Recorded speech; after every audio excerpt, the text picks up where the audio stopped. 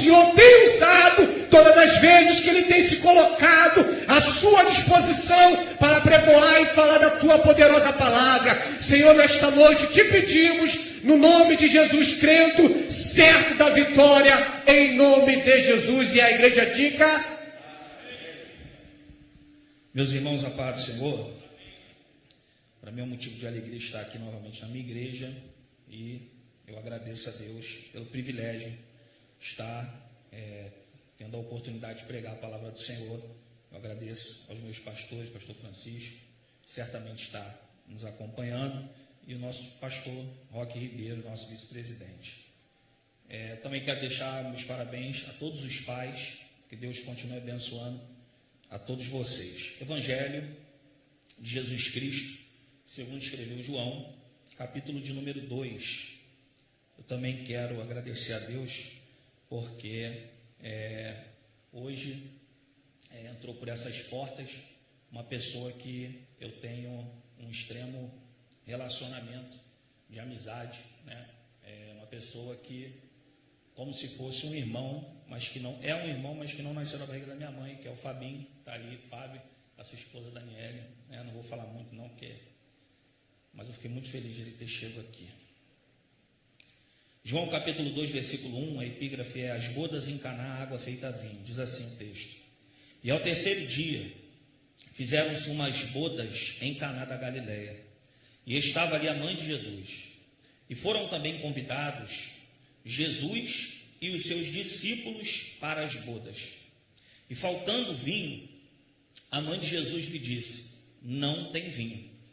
E disse-lhe Jesus: mulher, o que eu tenho contigo? Ainda não é chegada a minha hora. Sua mãe disse aos empregados: fazei tudo quanto ele vos disser. E estavam ali postas cestalhas de pedra para as purificações dos judeus, e em cada uma cabiam 2 ou 3 metretas. Disse-lhe Jesus: enchei de água essas talhas. E encheram-nas até em cima. E disse-lhes: tirai agora, e levai ao mestre-sala. E levaram. E logo que o mestre-sala provou a água feita vinho, não sabendo de onde viera, se bem que o sabiam os empregados que tinham tirado a água, chamou o mestre-sala ao esposo e disse-lhes: todo homem põe primeiro o vinho bom, e quando já tem bebido bem, então o inferior. Mas tu guardastes até agora o bom vinho. Jesus principiou assim os seus sinais em Caná da Galileia, e manifestou a sua glória, e os seus discípulos creram nele. Quantos creem nessa noite que essa é a palavra de Deus? Diga amém. Tome seu assento, em nome de Jesus. Queridos, eu, orando ao Senhor, Deus ministrou essa palavra ao meu coração, e eu queria basicamente falar a respeito do capítulo de número 2. A palavra do Senhor aqui nos mostra a respeito da caminhada do nosso Senhor Jesus. Os irmãos que já me ouviram algumas vezes já sabem que quando falo sobre os evangelhos, eu sempre procuro orientar e dizer a respeito da autenticidade de cada um dos evangelistas que escreveram, e que eles falam a respeito da história, da biografia, da vida do nosso Senhor Jesus. Isso não é diferente da vida de João. O capítulo de número 2 é um capítulo muito conhecido para nós que lemos a Bíblia, que amamos a Bíblia, porque é o primeiro milagre registrado do nosso Senhor Jesus. O capítulo de número 2 é-se uma ênfase maior, porque é justamente nesse momento que Jesus atua como Deus, que Jesus cria um milagre extraordinário na vida desse casamento que está acontecendo aqui. Mas eu preciso lhe dizer, e eu gostaria que você continuasse com a sua Bíblia aberta, porque o capítulo 2 fala de um casamento, o capítulo 2 fala de uma festa, um casamento que é nos padrões judaicos, nos padrões dos judeus. E quando você estuda sobre o casamento dos judeus, eu não quero aqui dar tanta ênfase a isso, mas me preocupar com alguns pontos para os irmãos entenderem onde o Espírito Santo quer que nós venhamos falar nesta noite. O casamento aqui, ele se perjurava a festa de 7 a 13 dias, aproximadamente. O casamento, ele durava esse período, era uma cultura do Oriente, naquela época. O casamento também, essa união entre o homem e a mulher, era custeada pelo pai da noiva. Louvado seja Deus que nós não atuamos isso na nossa vida, porque eu tenho 2 filhas, né? Então teria que pagar o casamento das 2. Eu já estou orando, já fizemos um acordo lá em casa, elas estão ali. Uma vai fazer 6 de mês de outubro, dia 15, e a mais nova vai fazer 5, dia 2. E a gente já conversou e elas só vão namorar com 21 anos. E eu até gravei o vídeo para quando elas perguntarem, eu vou mostrar para elas, porque o que a gente liga na terra, né, irmãos? Aí está ligado no céu. Então, o capítulo de número 2, ele nos apresenta logo no versículo 1, e ao terceiro dia, isso nos dá a conotação de entender que Jesus levou desde a caminhada, vendo João Batista batizar, até reunir os discípulos, até chegar justamente nesse casamento. Jesus demorou 3 dias de caminhada para chegar nessas bodas. O interessante aqui é que essa não é uma festa preparada de qualquer forma. Essa festa são banquetes preparados para muitos convidados. Existem relatos que muitas vezes toda a cidade era convidada para participar desse momento solene na vida de uma família, na vida de um casal. O interessante é que não aceitar o convite era um insulto naquela época. Receber o convite para um casamento e não aceitar. Para tal festa que nós estamos falando aqui, era necessário um planejamento. Era necessário que aqueles que estivessem envolvidos na organização viessem se planejar para que nada viesse dar errado. Essa é a intenção do planejamento. Quando nós nos planejamos para talvez, ainda que dê errado, nós devemos errar menos.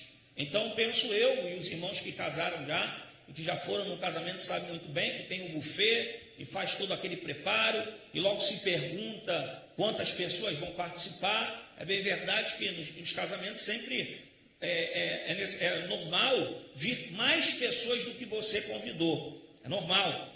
Mas o mais interessante aqui é que justamente nessa festa, Maria, mãe de Jesus, é convidada. E diz o texto que Jesus também é convidado juntamente com os seus discípulos. João é bem enfático em dizer que é nessa festa em que a mãe de Jesus foi convidada. É nessa festa que Jesus também foi convidado juntamente com os seus discípulos. Que lá para o 7º, 8º dia dessa festa, Maria percebe que há uma falta na organização e no planejamento dessa festa. O texto é bem claro em dizer que, faltando vinho, a mãe de Jesus lhe disse: não tem vinho.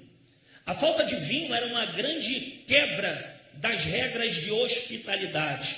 A falta de vinho numa festa com tantas pessoas era uma vergonha, porque nós sabemos que quando nós vamos para algumas festas, nós observamos tudo o que está acontecendo e normalmente nós detalhamos algumas coisas que gostamos ou que não gostamos.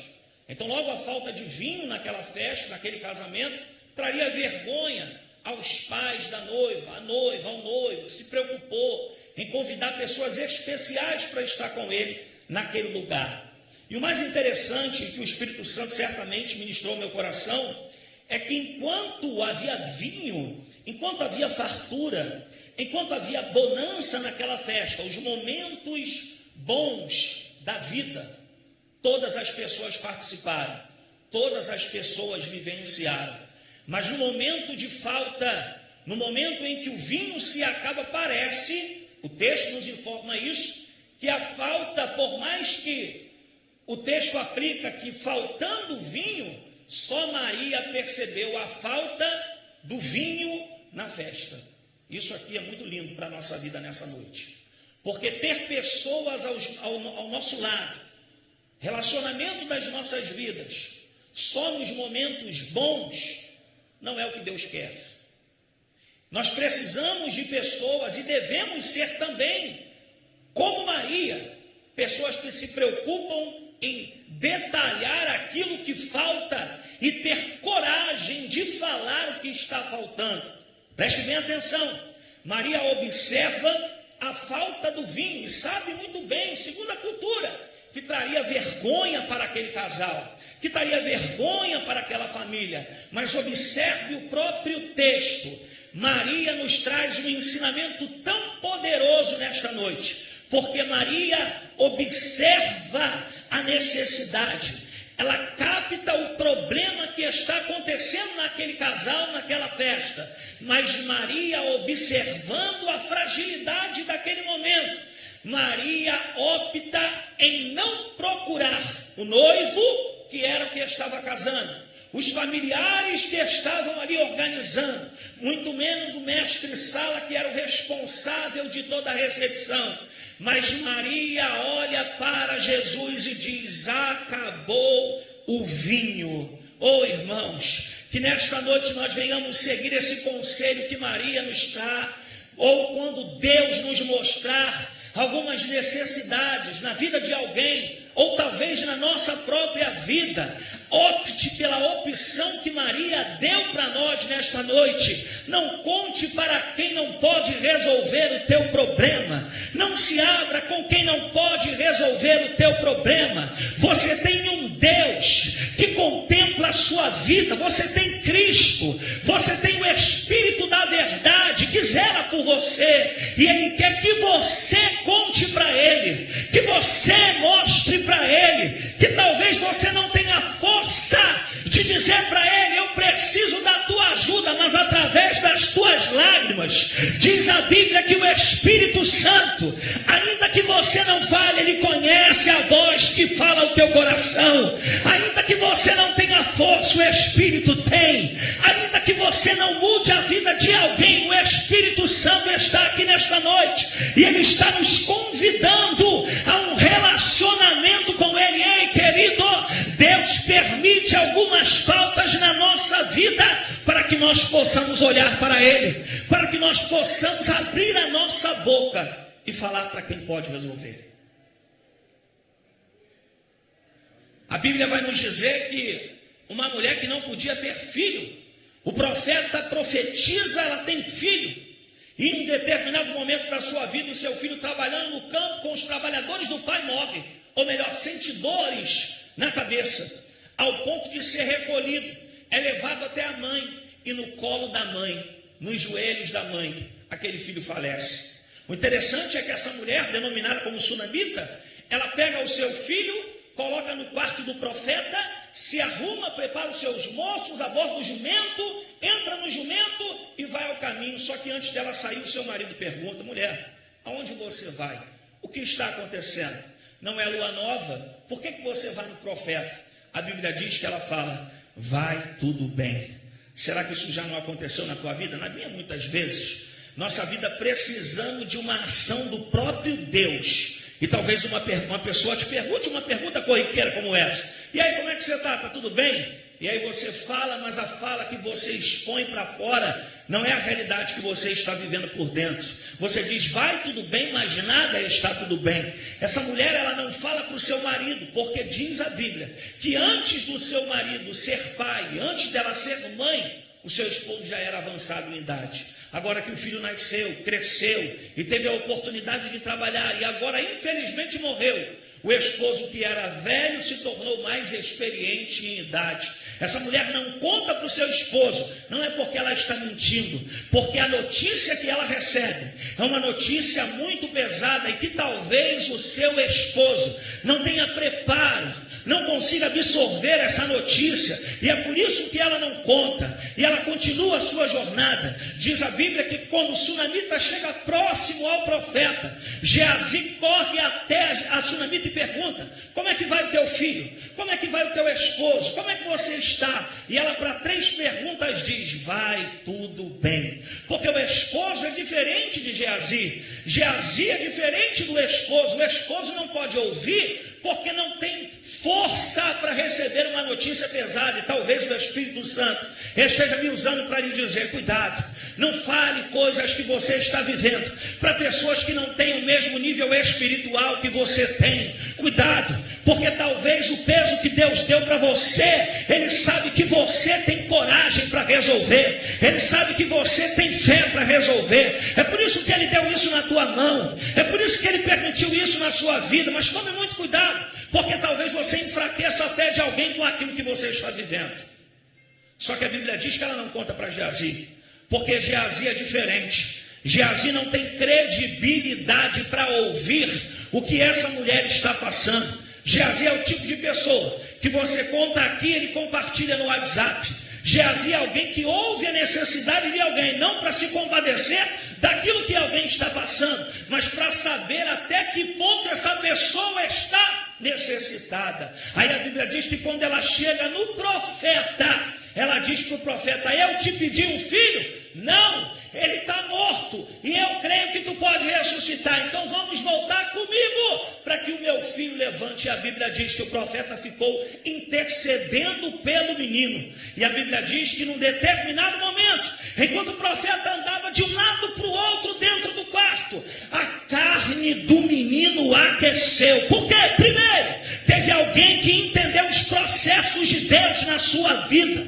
Existirão chaves que Deus colocará na sua mão, que não são portas que vão se abrir, que não são carros zeros que Deus vai lhe dar, mas que são promessas para Deus trabalhar no teu caráter, para que Deus mostre a você que nível você está com Deus. Porque a Bíblia diz que José tinha a chave de Potifar na sua mão. Ele decidiu não pecar e saiu da casa, mas a chave ficou dentro da casa. José voltou para a prisão. Ei, querido, fique tranquilo. Os processos que Deus permite na nossa vida, por mais que vá na contramão que nós venhamos achar, é Deus nos aproximando do centro da vontade dele. É Deus nos levando para uma promessa que ele instituiu sobre as nossas vidas. José saiu daquela cadeia para governar todo o Egito, e o nome de Deus seja glorificado nesta noite. Que o bom Deus nesta noite lhe dê força, que o bom Deus nesta noite lhe dê saúde, que o bom Deus nesta noite lhe dê discernimento, para que você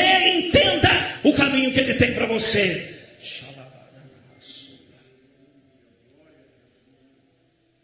E aí o texto é bem claro em dizer, versículo de número 5. Maria diz àqueles homens: fazei tudo quanto ele vos disser. Aqui nós podemos aprender que o esforço são os homens que farão. Pegarão as talhas, encherão de água e farão aquilo que Jesus mandar. Mas a ordem não. A ordem não pode ser dos homens. A ordem precisa ser de Deus.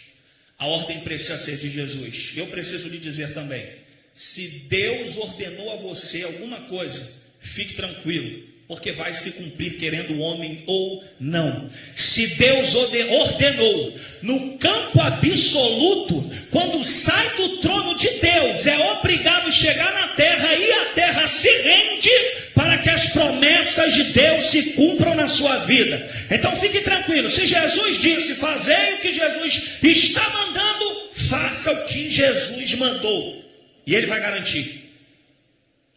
E aí a Bíblia diz que essas talhas são talhas para um ato de purificação, um ritual em que os judeus exerciam de limpeza, e também um ritual espiritual e de limpeza e de higiene pessoal, antes de se relacionarem e entrar naquela festa, comer e beber. Eles lavavam-se, tanto os pés quanto as mãos, aproximadamente entre 480 a 720 litros de água. E aí o versículo de número 8 nos diz: e disse-lhes: tirai agora e levai ao mestre-sala. E levaram, e logo que o mestre-sala provou a água feita vinho, não sabendo de onde viera, se bem que o sabiam os empregados que tinham tirado a água, chamou o mestre-sala ao esposo. Esse provou aqui tem o sentido também de saborear, ou saboreou. enquanto o mestre Sala estava naquele casamento, e que ofereceram o vinho para ele, que Jesus tinha transformado e que logo era água. Esse mestre Sala, organizador desse casamento, provou este vinho e percebeu no seu paladar que esse vinho era da melhor categoria e qualidade possível. Esse vinho era um vinho diferenciado. E esse provar dele despertou a ciência de saber, juntamente com o organizador do casamento, porque o melhor vinho estava sendo dado no final da festa. Porque eles tinham uma cultura de dar o vinho bom primeiro e depois o amargo no final. Isso também me chamou a atenção, porque automaticamente lendo nesse versículo, Deus ministrou ao meu coração. Diego, que tipo de vinho você tem sido? Qual é a influência da tua vida na vida de outras pessoas? Será que você é amargo? Será que eu sou amargo? Ou será que a qualidade de vida que eu exerço pelo cristianismo, que eu decido viver, ele atrai pessoas? Porque Paulo vai dizer que nós somos o bom perfume de Cristo, uma fragrância que desperta o interesse em servir a esse mesmo Deus. E aí a Bíblia diz que é nesse mesmo momento em que o texto vai falar pela uma única vez: a água feita vinho.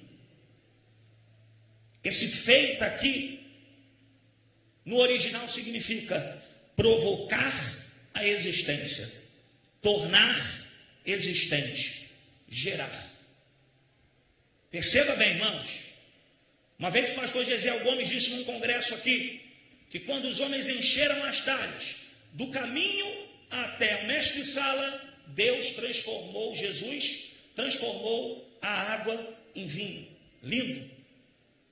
Só que pare para perceber, a água feita, a água que Cristo provocou a existência para que se tornasse vinho.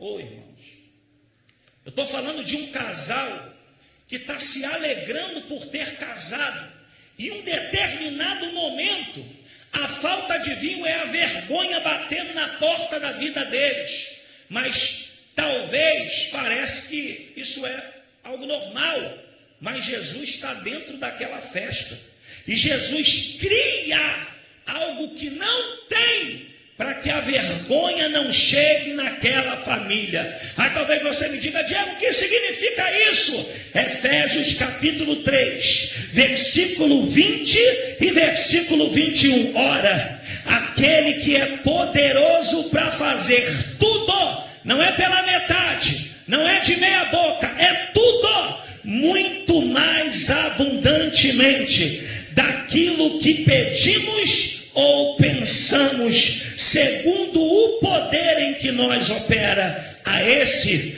glória na igreja por Jesus Cristo em todas as gerações, para todo sempre. Amém. Ei, meu irmão, deixa eu abrir um parêntese aqui para você entender isso. Eu estou dizendo que existe um casal que está passando por um processo que nem eles sabem da proporção de vergonha, mas Cristo decidiu se manifestar e criar aquilo que não tinha, para que a vergonha saia daquela casa, para que a vergonha saia daquela família. Ei, querido, eu preciso te dizer, eu não sei o quadro da tua vida, muito menos da tua casa, mas eu estou falando aqui de um Cristo que se manifesta para desfazer todas as obras do diabo. Deus tem o poder de criar aquilo que o homem não tem. O que você precisa é um filho que Deus precisa resgatar. Pois bem, Deus cria nesta noite uma obediência para que esse filho reconheça Cristo como Salvador. O que? É um filho, é um marido que precisa voltar.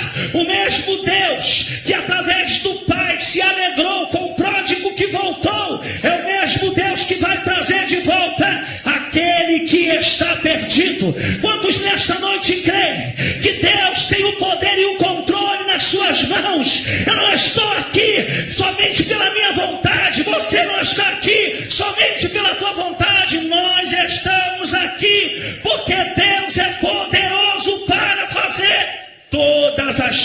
as coisas. Está na hora de você sacudir a poeira da tua vida e dizer: eu não aceito mais isso na minha vida. Ei, meu irmão, a mudança precisa partir de você.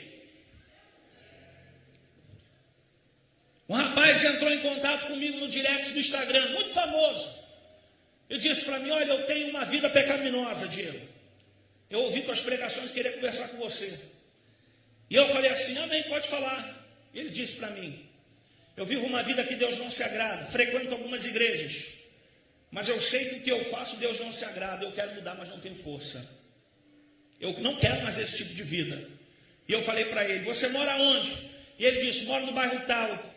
Eu falei: imagine que você vai sair do Rio de Janeiro, do bairro que você mora, e vai morar a partir de hoje em Niterói. Você precisa se desapegar do bairro que você mora. Você precisa ver uma casa em Niterói. Você precisa saber onde fica o mercado mais próximo, a padaria mais próxima. Por quê?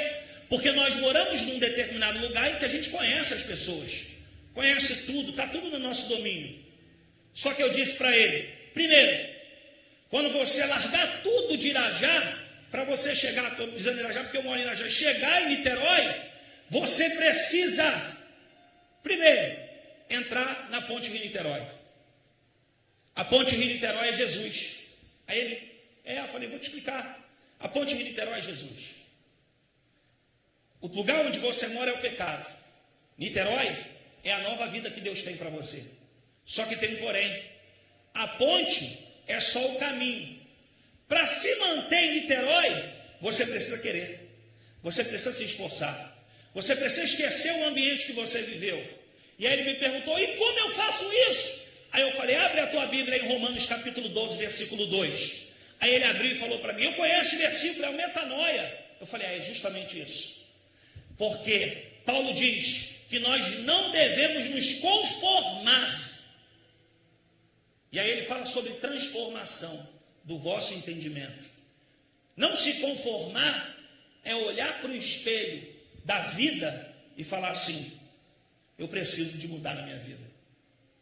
Eu preciso parar com isso. Eu preciso reconhecer. Irmãos, não há pastor nesse mundo que vai conseguir embutir na cabeça de alguém que ela precisa reconhecer Jesus como seu Salvador. É esta pessoa que precisa enxergar que só há uma chance na sua vida, da sua vida dar certo, que é entregando a sua vida para Jesus e deixar Ele trabalhar. Foi assim com todos nós. Um dia, eu olhei para o espelho da minha casa pesando 66 quilos e disse: essa vida não é para mim. Não tinha força, mas na minha mente eu já tinha reconhecido que eu não tinha, mas Deus tinha. Que eu não podia, mas Ele podia. Então eu preciso lhe dizer aqui, eu vou dizer de novo: não sei o quadro da tua casa, a realidade que você chegou aqui, mas saiba de uma coisa: primeiro Deus quer ver a sua consciência transformada, porque Deus precisa que primeiro a mente seja transformada para Deus governar o corpo. Quando a mente é transformada, Deus tem o domínio completo. Se bebia, não bebe mais. Se fumava, não fuma mais. Se prostituía, não se prostitui mais. Por quê? Não é porque Ele quer, é porque agora o corpo tem dono. É porque a vida tem dono. É porque o casamento tem dono. Que nesta noite o Deus Todo-Poderoso cerque a tua casa, cerque a tua família, e que Deus repreenda qualquer espécie de mal que tem tentado acabar com a sua casa. Eu encerro essa palavra dizendo que Deus tem o poder de criar, que Deus tem o poder de provocar, que Deus tem o poder de gerar, para tornar a existência um tempo de honra para a sua vida. Saia com a cabeça erguida nesta noite. Você não é um fruto do acaso. Infelizmente, muitos dos nossos irmãos não estão aqui porque morreram nessa pandemia. Mas enquanto você tem vida, há esperança. Enquanto você está vivo, é porque Deus quer trabalhar na tua casa e está contemplando as tuas lágrimas. Se coloque de pé em nome de Jesus.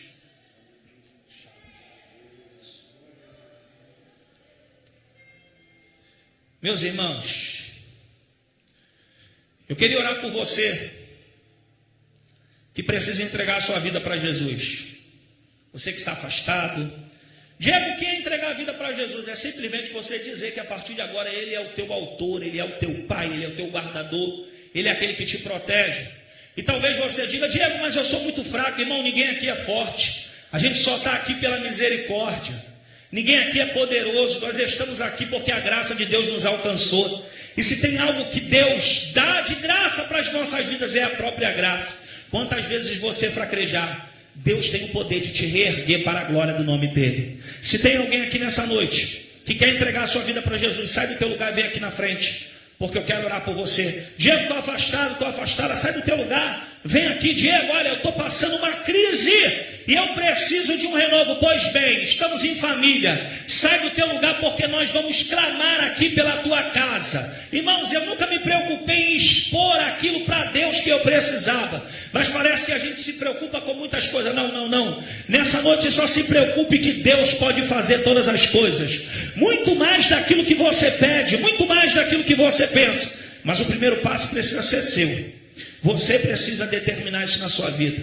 Você precisa confessar a Jesus como teu Salvador. E todo mal que te cerca, todo mal que está na sua vida, vai cair por terra, porque nós servimos um Deus que está no céu, juntamente com o seu Filho, mas o Espírito da verdade está aqui em Cordovil, e Ele conhece os nossos corações. Bendito Deus e eterno Pai, estenda suas mãos para cá, em nome do teu Filho amado Jesus Cristo. Aqui está essa jovem, Senhor, não conhece a sua vida, mas o Senhor conhece. E nós pedimos a Ti nesta noite, Senhor, ó Deus, escreve o seu nome no livro da vida, perdoa os seus pecados, Senhor. Ó Deus Pai, faz ela esquecer de todo o seu passado, porque o Senhor tem agora para ela uma nova vida, uma nova história, uma nova oportunidade, Senhor. Chegou o tempo de honra, chegou o tempo de alegria, Senhor. Oh meu Deus bendito, que nesta noite os céus se abram sobre a cabeça desta jovem,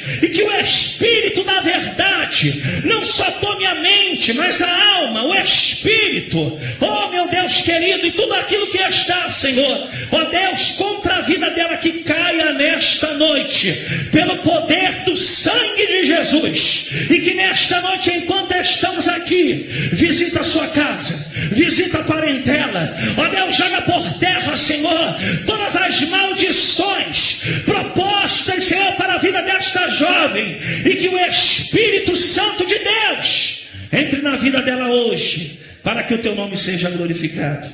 Essa é a oração que nós te fazemos em nome de Jesus. Amém.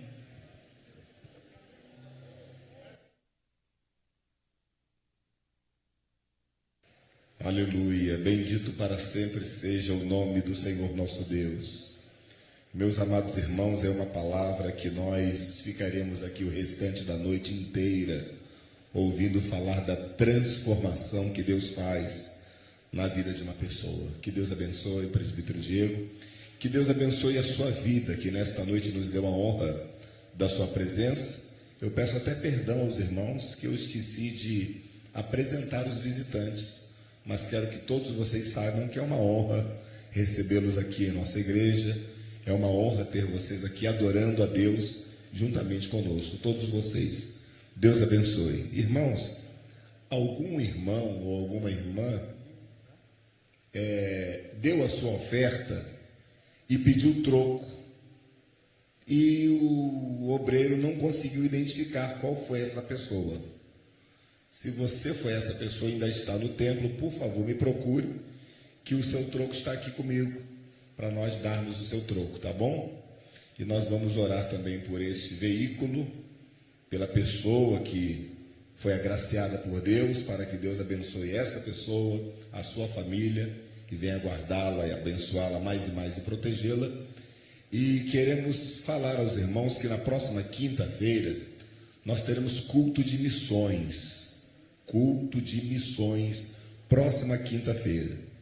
Então todos são convidados, porque no domingo já é pré-congresso de missões. Os irmãos observaram que hoje nós já tivemos aí algumas novidades no culto. Por exemplo, o culto voltou para as 19, as cadeiras com aquele X de não saíram, só existem as cadeiras do sim. Inclusive, queríamos pedir aos irmãos que tenham paciência, compreensão, para nós devagar irmos nos adaptando às normas governamentais, às fases de flexibilização.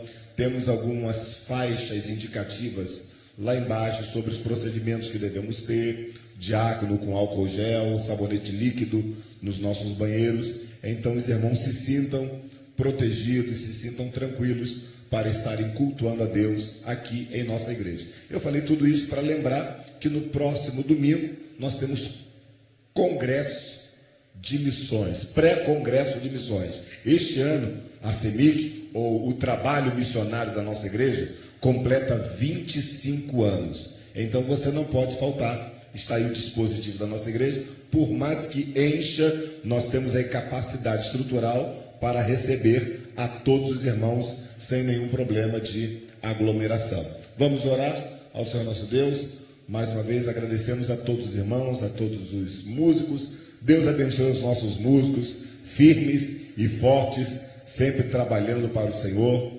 É uma bênção recebê-los sempre aqui, com pandemia, sem pandemia, depois da pandemia, e em breve coral e orquestra louvando, coral voz angelicais, adolescente, aquela criançada que apareceu no vídeo, em breve vai estar aqui também louvando, e assim a gente vai caminhando até a volta do Senhor Jesus. Deus abençoe a todos os irmãos. Tenham uma semana de bênção e vitória na presença do Senhor nosso Deus. Pai eterno, muito obrigado por este culto, obrigado por esta noite, obrigado por tua presença, pelos louvores entoados a ti, pelas homenagens feitas aos pais, pela tua palavra ministrada aos nossos corações, pela alma, pela vida que se quebrantou diante de ti, aceitando a Cristo como Senhor e Salvador. Obrigado pela vida de cada um dos teus servos. Senhor, agora leva-nos na tua graça, na tua paz, na proteção dos teus anjos.